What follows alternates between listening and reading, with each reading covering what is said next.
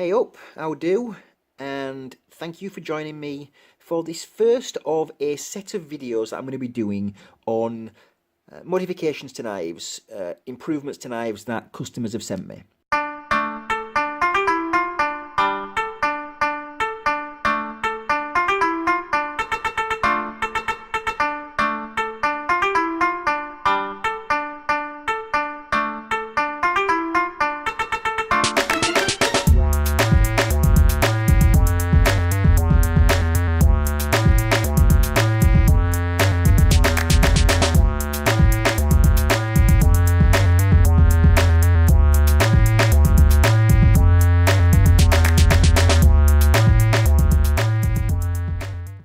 So let's talk about that really quickly.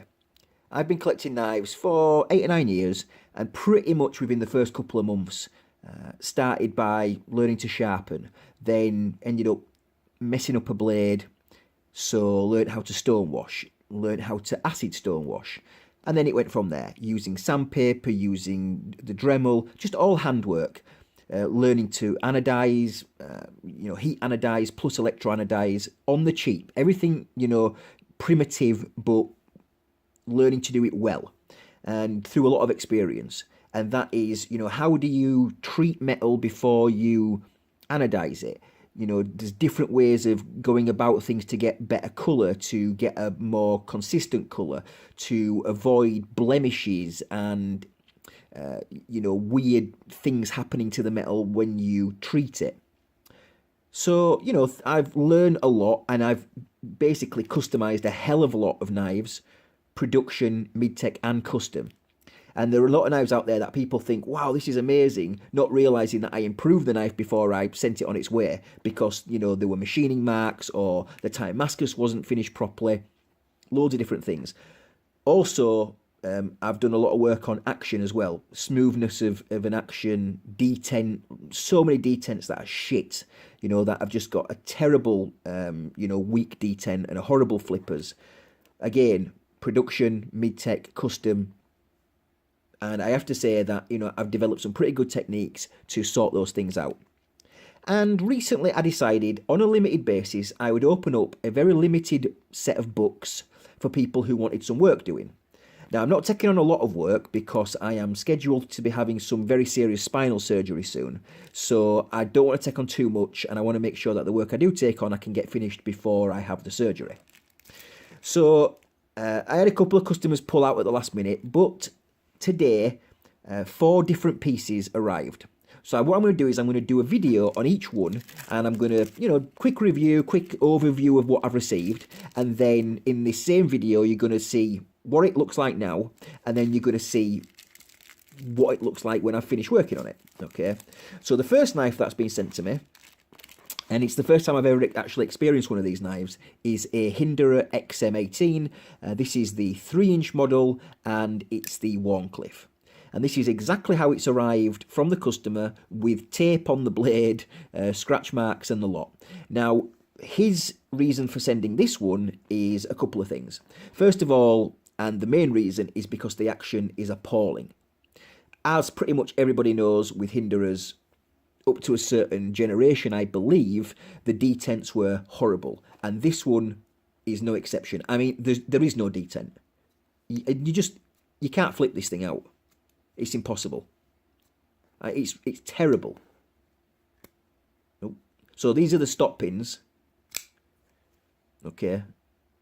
And it actually has an internal stop pin there, as you can see, but I believe that's for, the close position. So that's the stop pin for the close position, but these stop pins, stop pin studs, whatever you want to call them, are for the open position. So really the only way to open this thing is using those and using the flicker, so you can flick it. Okay. Now the action is actually quite stiff because I've tightened the pivot. When it arrived, it was off center, and you can still see it's slightly off center. And the reason for that is when it arrived, it looked like this. Okay, so you can see now how much off center it is. Now it's off center, but it's much smoother. It's on washers, but it's smoother and lighter. So now when you flip it, It still won't flip because there's no detent, but with a bit of a wrist action, you can get it to go. Now, the lockup is okay.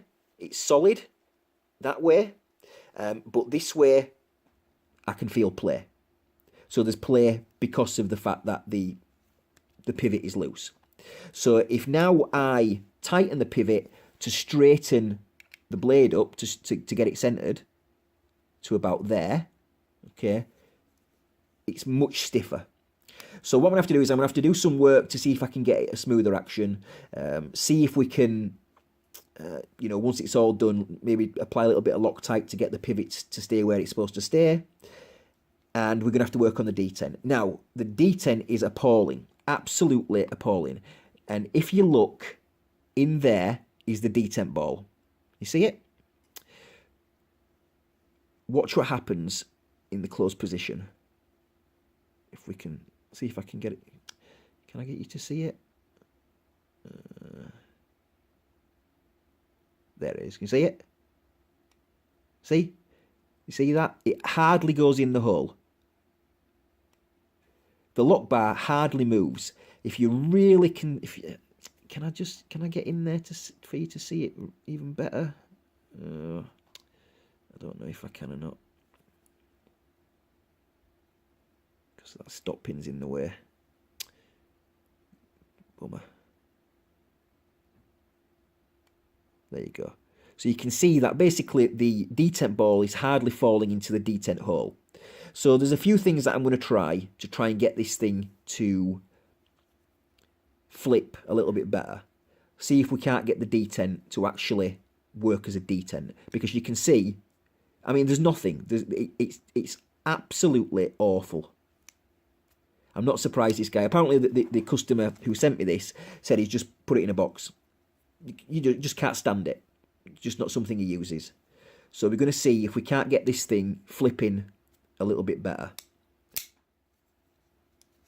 Make it a bit smoother. Besides that, I think he wants me to maybe do a bit of anodizing on the lock bar. We'll see. You can see, if we have a look around the knife, you can see machining work, machining lines on the clip. You can see how dusty it is on the inside, so we give it a nice clean.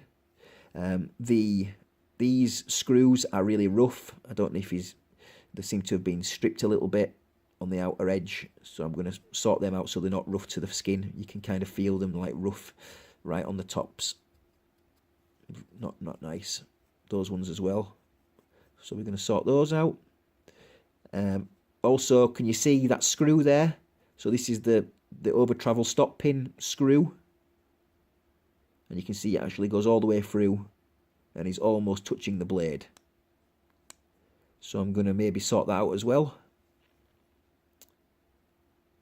So yes, this is the Hinderer XM18 3-inch with a black G10 scale. And yeah, we'll see what we can do about it. See what we can figure out.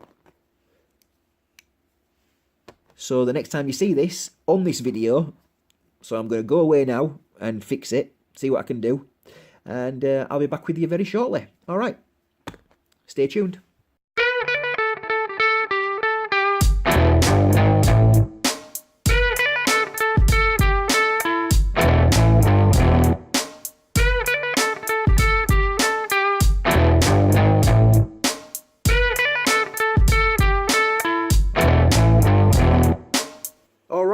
Welcome to part 2, and the question on everybody's lips is, did I manage to sort out the detent, the non-existent detent, on this Hinderer 3-inch Warner XM18?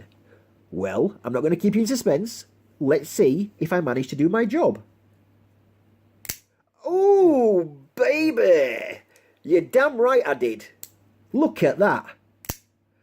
My goodness, heaven to Betsy! I can't believe my eyes. It's a miracle. Nope, not a miracle. Hard work, lots of experience, and this is what you can achieve. I am extremely happy with how this came out. Besides the action, I've anodized the lock bar blue, with the liner as well, blue. Done the highlights bronze, the clip and that inserty thing, and then all the hardware has been polished. Standoffs, the front pieces, and then for a little bit of extra pizzazz, I've iced the front pivot. Running on phosphor bronze washers now rather than those crappy nylon washers that were absolutely knackered. Nicely centered. Solid lockup as well. I mean solid.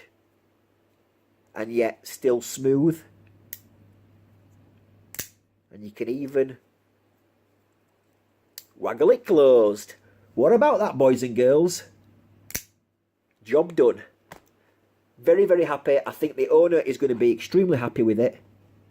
And I've got to say, I've never experienced a Hinderer before. I've never, ever held one in my life. Been collecting knives for 9 years. Obviously, I'm into customs now, so this is not a custom. But, yeah, I do like them. Really nice.